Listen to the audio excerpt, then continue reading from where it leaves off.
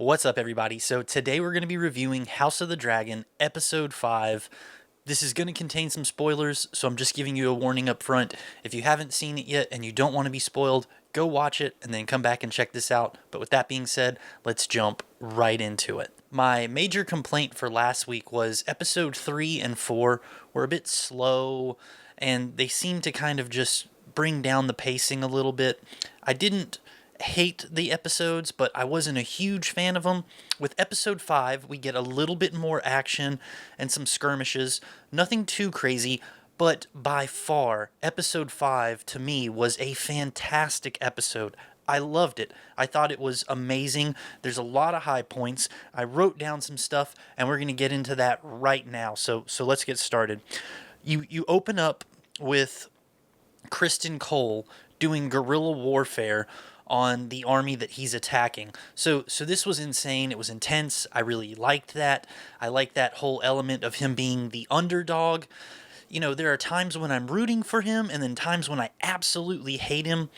But I will talk about more about that later at the end of this, because there is another part toward the end of this episode where Criston reappears and he gives this speech, and we'll talk about that. But so far, I thought the opening, it set the tone. It was good pacing. I really enjoyed it, and it was very solid. Next up, I have that the witch. Dude, the witch in this is absolutely insane. She's like equal parts badass and scary and creepy, and she's fantastic. So you see her tending to Aemond, even though, you know, previously you saw that she was like, oh, he's fled and everything. And I was like, in a previous review, I talked about you don't know whether she's telling the truth or she's lying or what she has to gain from this. Seemingly, she is helping him.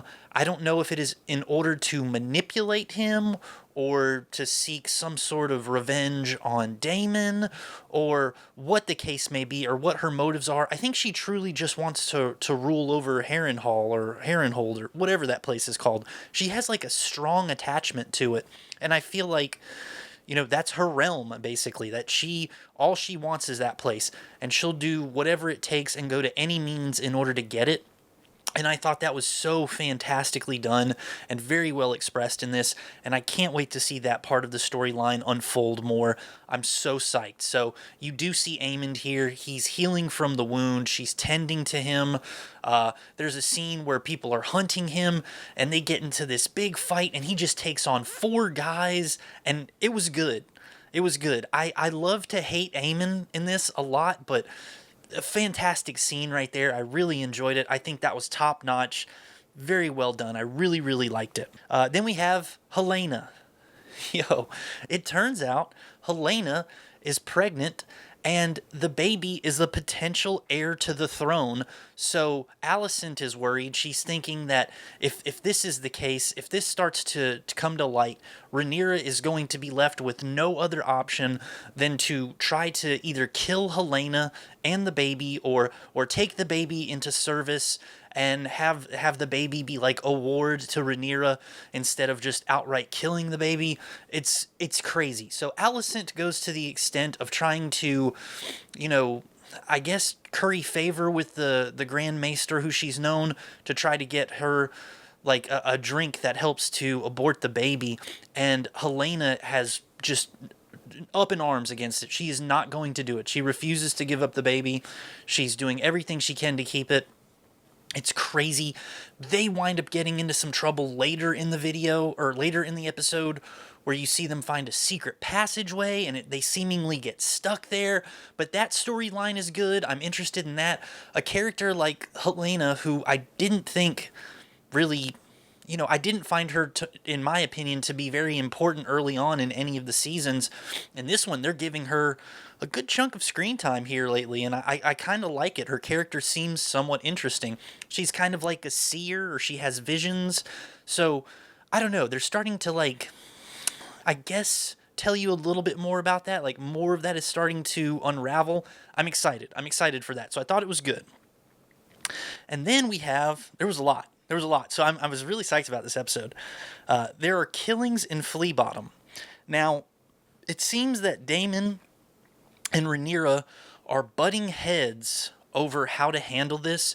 She wants to send Daemon off to look for Vhagar and try to kill Vhagar because, he's one of the strongest dragons in the realm, and he still poses a serious threat if her and Aemon reunite. So it's crazy. It's wild. He's like rebutting her. He's like, I'm not going to do it. I'm going to go and find out who's killing the gold cloaks, because that's what the killings are in Flea Bottom. And he has a personal attachment to them because he was their captain at one point. Like they're his men basically. So it was really good. I thought that was well done. They were butting heads. Later you find out that Ormond has something to do with it. He has a hand in it. Maybe there's secret agents that he's enlisted to cause chaos and to kill these gold cloaks. But it's awesome. It's very well done. There's that sense of mystery, and then there's that that tension, that drama that you get, suspense of not knowing who's going to be next and who's going to get killed. And this winds up showing up again later at the end of the episode in a really dramatic way. And I'll talk about that here in a little bit, but it was flawless. Excellent. Again, we'll go back to Criston Cole. We're winding down now. We're getting to the end of the episode. The army that he's leading, the men that he's leading, they're starting to be dejected, and their morale is down, and he's led them all across this unwinnable battle, basically. They're in, terrible circumstances. They keep getting outnumbered. They're being outsmarted. But it turns out that Cole knew that this was going to be the outcome no matter what, that they were set for failure. But he gives this speech about how, his whole life, all he's ever done was served. And that Hightower guy is like, I've offered you a place in my home, in my realm. You could serve the Hightowers. And Cole was like, you know what? I have served my whole life. But in this moment, I am free. I will not be used by highborns. If I am to die, I will go out on my shield, basically. And he talks about how he is the realm's greatest warrior, and they will sing songs about him, and these songs will reach everywhere and everyone. And, he may not have gotten to choose how he lived his life, but he's going to choose how he dies. It was so good.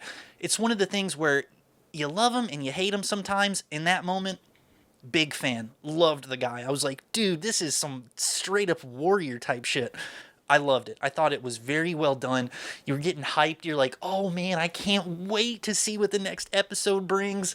This dude's going to get into some shit. It's obvious he's going to get into it, and he's going to be a terror on the battlefield. I cannot wait.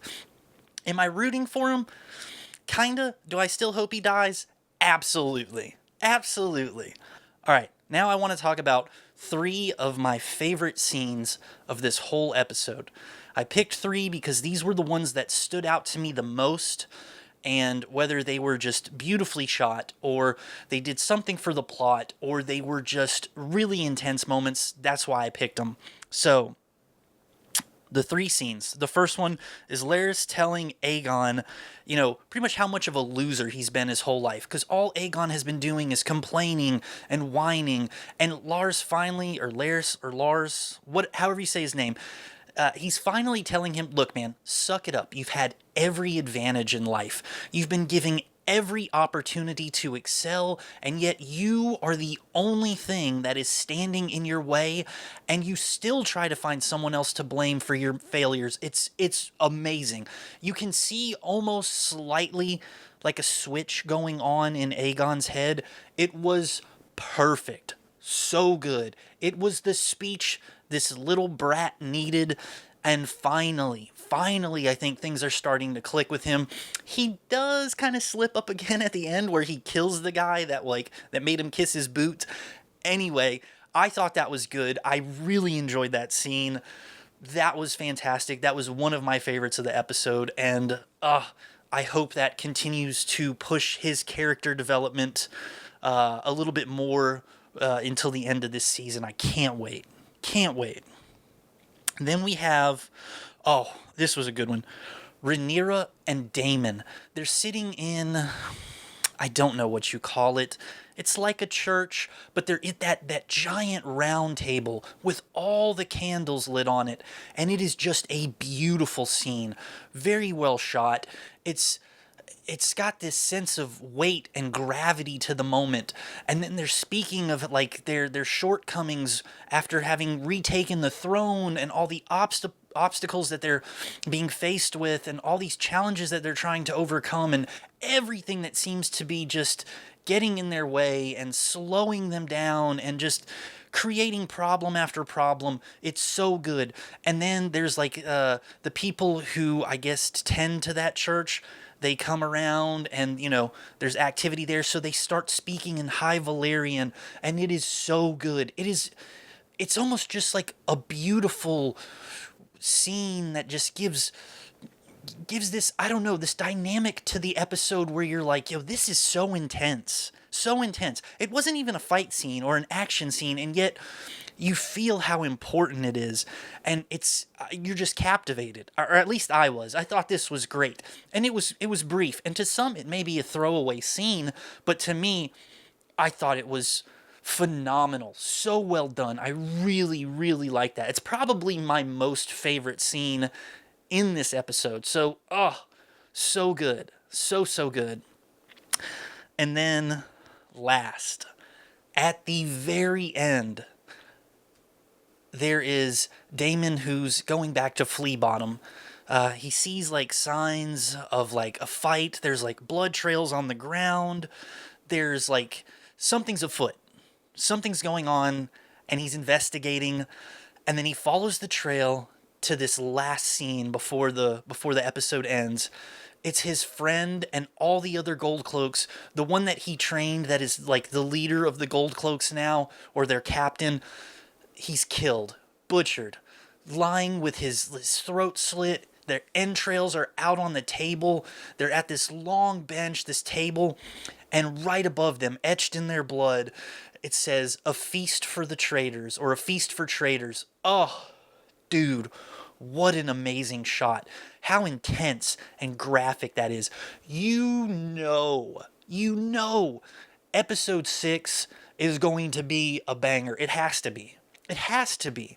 Because now, Daemon is my favorite when he is being Daemon, when he is unhinged, when he is out of his mind, when he is bloodlust, when it's just, that's his best. That's when he is peak.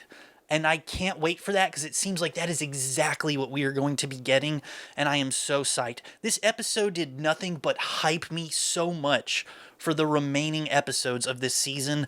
I can't wait. I am so invested. It's about to hit the fan. It's about to hit the fan, and I couldn't be more excited. I can't wait. I can't wait a whole week. I'm so psyched. It's insane. That was my review. Sorry if I just bounced around a little bit, but those were all the high points for me. Again, I thought it was a phenomenal episode. Really, really good. I rank it up there with episode 1 and 2 of the season.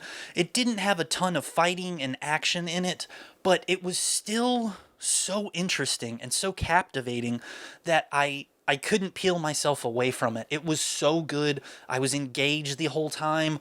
I thought the plot points that it was developing and the story that it was unraveling was really, really good. And just some of the scenes, like I said, the whole scene where they're sitting at that table and it's beautifully lit with all those candles on it, and just the atmosphere that it gives and invokes. It was well shot. I loved it. I'm a big fan. Big fan of episode 5. 3 and 4 were okay. They were fine. They weren't bad, but this was the turnaround that I wanted, and now it seems like it is setting up just battle after battle, where everything's finally culminating to these moments of just insane action. And dude, I can't wait. I'm so psyched. Let me know what you think. Did you watch House of the Dragon episode 5? I hope you did if you watched this, because I just spoiled pretty much everything. What did you think of it, though? Did you enjoy it? I hope you did, because I really, really loved it. So, yeah, I will catch you guys next week for my review of episode 6. See you on the next one, guys. Peace.